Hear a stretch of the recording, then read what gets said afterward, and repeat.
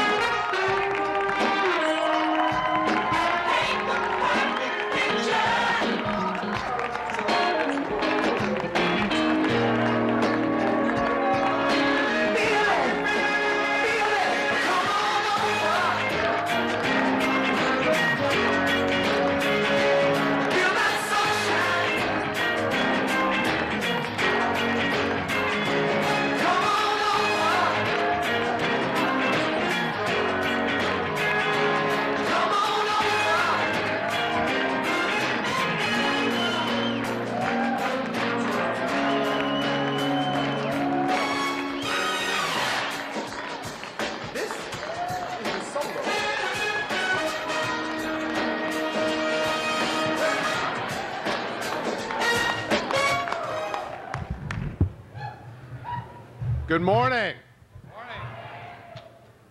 Let me say first a personal thank you to all the supporters who stood outside for an hour or more this morning to get in this room. No matter who you're here for, thank you for doing that. God bless you all, and thank you for being here.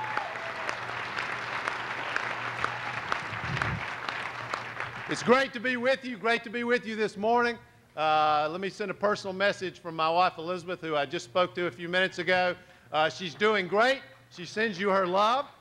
Also, I have more good news besides the fact that Elizabeth's doing great. You know, 1 year from now, we will not have George Bush and Dick Cheney to kick around anymore. We will have a Democratic president, a Democratic Senate, a Democratic House, more Democratic governors, and our country will finally be headed in the right direction toward the one America that all of us believe in as a Democratic Party. The Democrats, we still have work to do. We have much work left to do. And that's why when we choose our nominee, we need to remember what the American people actually need right now. What America needs right now is America needs a fighter. Let me tell you why we need a fighter. There's a wall around Washington, and we need to take that wall down. The American people are on the outside, and on the other side, on the inside, are the powerful, the well-connected, and the very wealthy. That wall did not appear overnight, and it did not build itself. For decades, politicians without conviction and powerful interests gathered their bricks, their stones, their mortar, and they went to work. They went to work to protect their interests, to block the voice of the American people, and to stop our country's progress. They went to work to protect, defend, and maintain the status quo. That wall around Washington, it protects a system that's rigged, and guess who struggles as a result?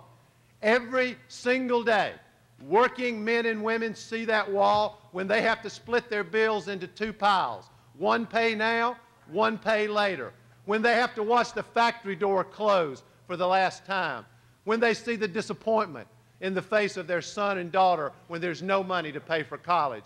Every single day, when they see that wall, when they have to go to the emergency room as a doctor's office because their child cannot afford the health care that they need. This is not okay. That wall has to come down. That wall has taken the greatest economy on the planet and put it in jeopardy. Too many good-paying jobs are going to other places instead of going to your hometown. The tax code rewards wealth and not work. We're not competing in the global economy. We're watching it pass us by. CEOs get sweetheart deals, productivity rises, and men and women who count on paychecks every single day are being squeezed. Those CEOs, they went to work on that wall to protect their huge tax cuts and loopholes and trade deals, while the great divides between the haves and the have-nots get wider and wider. This is not class warfare. This is the truth. America needs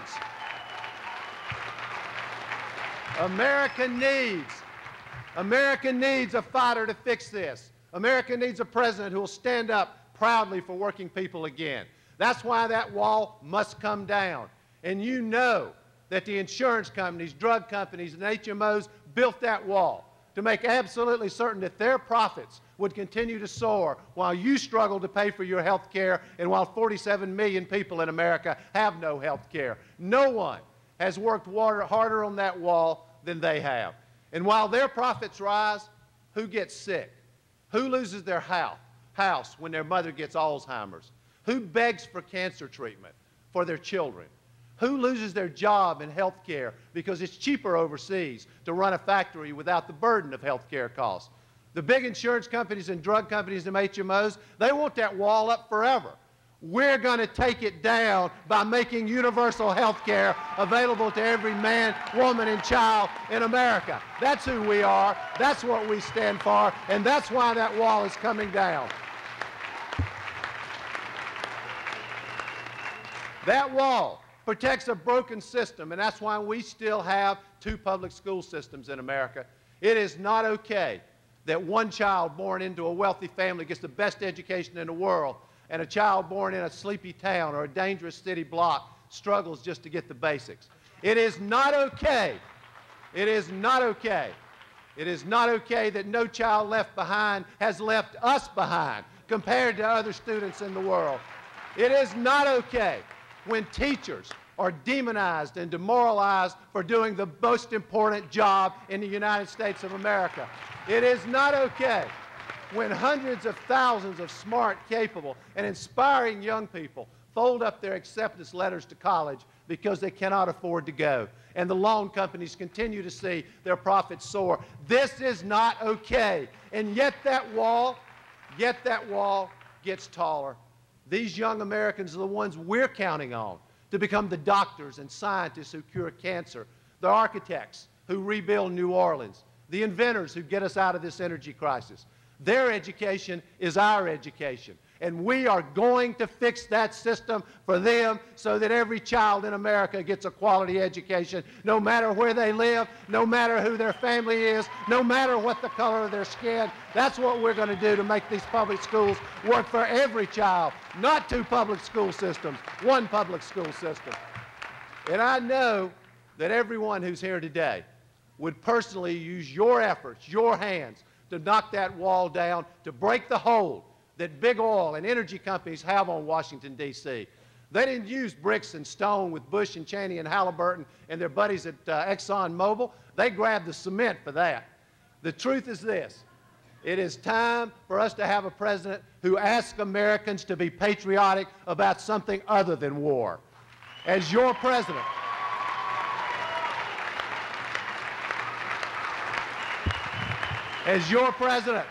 I will call on you to sacrifice so that we can move America forward again. We can do this.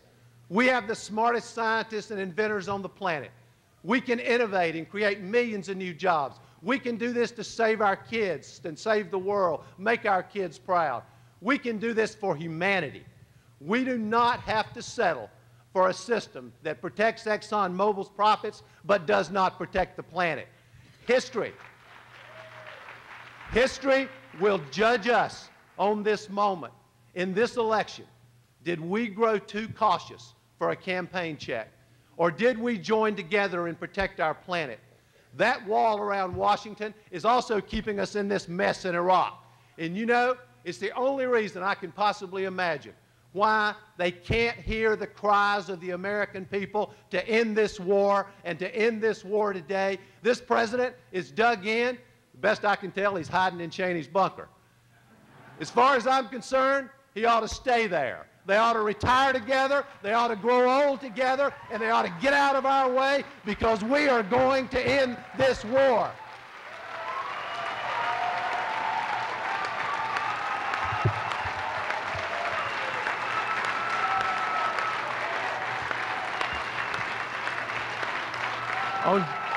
On January 20th, 2009, I will order 40 to 50,000 troops out of Iraq. We'll launch a renewed diplomatic offensive to reach the political solution that the Sunni and Shia so desperately need. And by the end of that first year, all combat troops will be out of Iraq and all combat missions will be ended in Iraq. Democrats, we need to send America the nominee that it needs. And America needs a nominee who will end this war in the first year in office. This is our chance. This is our chance to truly change the world. The wall around Washington, it's there to protect, defend, and maintain the status quo. It's there to prop up a broken and corrupt system. And we are here to take it down. This is our moment. This is our time. It has to come down so that we can build one America and follow in the footsteps of 20 generations of Americans who came before us and made absolutely certain that they left America better than they found it. That's why America needs a fighter. That we need somebody who will break that wall down so that we can see our America, the America that all of us believe in. Imagine our America, building one America. This is our cause. This is the cause of our party. This is the cause of my life. America needs a fighter. We need the truth, and we need a fighter. And through all the hype and chatter of this campaign, the truth gets obscured. We forget that the names in the newspapers and on TV, the names of politicians, those aren't the names that matter. Let me tell you who does matter, and the names that do matter. Former Army Captain Drew Sloan is a name that matters. Captain Sloan served 2 tours of duty in Iraq and Afghanistan. Despite being badly injured in a grenade attack in Afghanistan in 2004, he asked to return to Iraq to be able to continue to serve his country. Aurelia Tyler is important. Ms. Tyler's home in the 9th Ward of New Orleans was destroyed by Hurricane Katrina. Her life was uprooted by nature, her dignity ignored by the government, but nothing would stop her from rebuilding. Sheila is important. Sheila is a working mother in Cleveland, Ohio, who whispered in Elizabeth's ear that, like Elizabeth, she had found a lump in her breast and she had breast cancer. But unlike Elizabeth, she had no health care coverage, and she was terrified for her children. James Lowe is important. James Lowe is a 51-year-old man born with a severe cleft palate who, because of his cleft palate, which was completely fixable, was not able to speak. He lived 50 years of his life in the United States of America not able to speak because he had no health care coverage. Finally, some generous man came along and fixed his health care problem. But we're better than that. The truth of the matter is that whatever happens in this election, I'm going to be just fine. Barack Obama is going to be just fine. Hillary Clinton is going to be just fine. This election is not about any of us. It is about building a country that lives up to the quality of the American people. People like Drew, Aurelia, Sheila, James. This is bigger than politics, bigger than any candidate or political party. Because the truth is, it's not just Republicans who built this wall. Democrats helped. Too many politicians from both parties have chosen self-preservation over principle, compromise, and conviction. You have a choice in this election. You have to decide what kind of person you want as your next president. Do you want somebody who's going to pretend that that wall around Washington isn't there or defend the people who helped build it? Or do you want somebody who's going to lead with conviction, tell you the truth, and have a little backbone? Do you want somebody who's going to hope that the people who spent millions of dollars in decades building that wall and have billions invested in maintaining it are going to be willing to compromise and take it down voluntarily?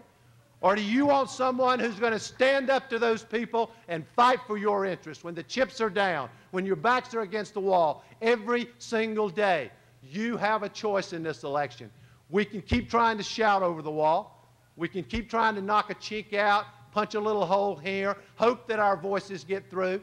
We can settle for baby steps, half measures, incremental change, and we can try to inch our way over that wall toward a better future.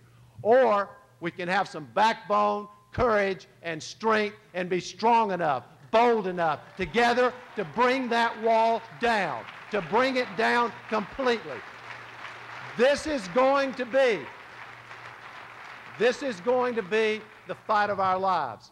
I know because I've been involved in this fight my whole life, fighting against these powerful interests on behalf of hardworking people. And I can tell you this, they will not give up their power easily. But I can also tell you, if you fight hard enough and your cause is just and right, you can win the fight. One of the last cases that I had as a lawyer, I represented a little 5-year-old girl named Valerie. Valerie was badly hurt on a swimming pool drain. The company knew that the drain was dangerous, but they hid the truth. And when I took that case, I sat with the family at a very hard time in their life and told them, we can do something about this. I know you're in a bad place, but there is something we can do. And I gave that family hope. And then I turned around and I walked into that courtroom and I gave that company who hurt that little girl hell. And for 20 years, it was me on one side of the courtroom and an army of corporate lawyers on the other. Every time those lawyers looked at me and said, we can beat him. Look at what we've got. Look at the money. Look how many of us there are. But I did not walk away from the fight. I fought. I stood my ground. I took them on, and I beat them, and I beat them, and I beat them again. I won. I won for people like my parents, the people I grew up with, the people who worked in the mill with my dad, so that ordinary Americans could actually have a voice against these powerful interests. It's exactly what I did when I won my Senate seat in a red state against the Jesse Helms political machine, and it's exactly what I'm going to do when I'm your nominee and when I'm your president. It has been my life's work to ensure that the opportunities I've had are available to every single American, that the walls built to shut people out from the chance have to be replaced with open gates. This two Americas can become one America. And this is our cause. This is our responsibility. I am ready to fight and ready to work with you every single day. So the question is this: will you help me? Will you work with me? Will you take on this fight against big drug companies, insurance companies, oil companies? Will you join me to end this war? Will you join me to bring down this wall and take our democracy back? Will you join me in creating one America that works for every single American? Will you join me in that cause? Will you stand with me? Will you stand with working men and women? Democrats, America needs a fighter, because this campaign is about something much bigger than celebrity politics or who's up or who's down. It is about the great moral test of our time. 20 generations of Americans have passed that simple but profound test. Can this generation leave the country better than we found it, better than it was given to us by our parents? In the best of times and the worst of times, in the middle of wars, droughts, like we've never seen, they found a way to leave the country better than it was given to them. This is something I know from my own life. My father had to borrow $50 to get me out of the hospital when I was born. Took me home to a 3-room house in a mill village.